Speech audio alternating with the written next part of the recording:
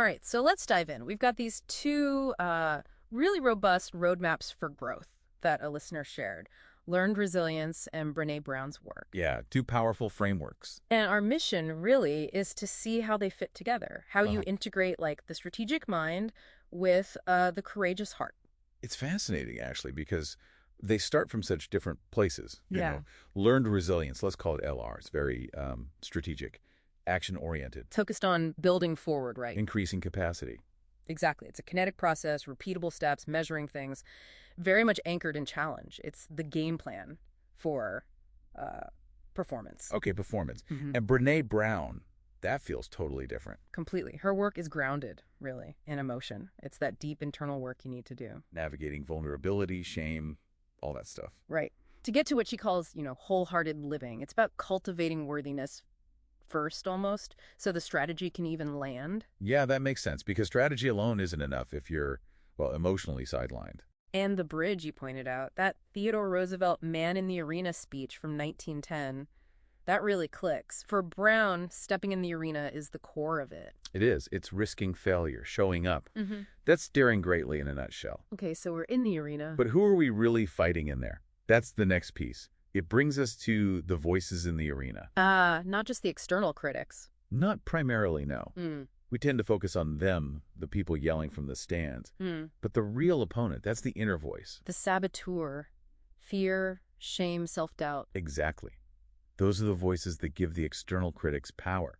They're the biggest threat to sticking with any plan, any strategy. Got it. So you could have the best, 6-step LR recovery plan, but if shame knocks you flat after step 1, you're done. You can't even look at the data objectively. You're paralyzed. Right. And that internal battle, that's where these two frameworks really intersect. LR gives you the map. But Brown's work gives you the emotional gear? The armor to stay standing? The emotional resilience, yeah. The armor you need to actually use the map when you inevitably stumble. So how do they run in parallel? Because LR has its loop, right? The TH-RIVE process. Yep, the 6 steps for experimentation and recovery. And Brown has her process from Rising Strong, the Reckoning, the Rumble, the Revolution. They feel similar, like learning cycles. They are, fundamentally. Both are about learning from experience. Mm-hmm. But what they ask you to do, the core action, is quite different. How so? Well, in LR, the core action is usually external, measurable. It's hypothesize one atomic step. Like a small, real-world experiment. You're testing something, collecting data. Exactly. Tangible. But with Brown, the core action, the really crucial part, is internal. It's the rumble. And the rumble isn't about, hitting something. No. It's about wrestling with your story. Checking that negative narrative that pops up when you fail or feel shame. And importantly, sharing it. Speaking that shame story to someone who gets it, who offers empathy. Yes. That internal processing, that vulnerability, is what protects your sense of worthiness. It keeps the failure from defining you. Okay, so they complement each other, especially when things go wrong. Totally. LR gives you the game plan, the what to do next for the performance goal. Action, learn, recover. And Brown provides the emotional training, the shame resilience, the courage practice. Exactly. But wait a second, doesn't LR already have recovery built in? Like value the lessons learned? Isn't that dealing with setbacks? It is strategically. It asks for analysis. Mm-hmm. What went wrong? What can I learn? That's cognitive. Okay. But shame isn't cognitive. Not really. Mm-hmm. It's a primal emotion. When shame kicks in hard, it tells you, I am a failure, not my strategy failed. Ah, okay, and that blocks the analysis. It completely short-circuits the learning. You can't analytically value the lessons if you're drowning in, I'm not good enough.